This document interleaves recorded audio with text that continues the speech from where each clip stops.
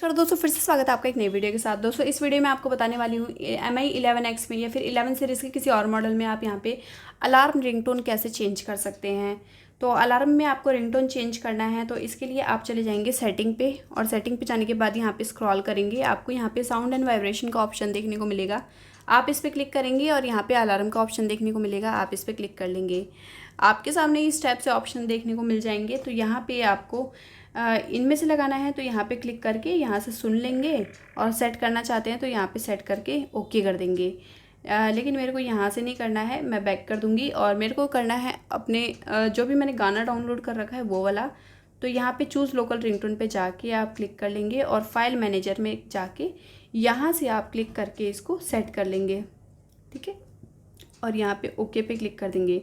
ये गाना आपका यहाँ पे ऐड हो चुका है रिंगटोन की रॉ में, आप यहाँ पे सुन लेंगे क्लिक करके, यही वाला गाना है, कंफर्म कर लेंगे और इसके बाद अप्लाई पे क्लिक कर देंगे और रिंगटोन के लिए आप यहाँ पे ओके पे क्लिक कर देंगे। तो आप देख सकते हैं कि अलार्म बना हुआ आ चुका है, यहाँ पे छोटा सा आइकन अलार्म के लिए ये सेट हो चुका है।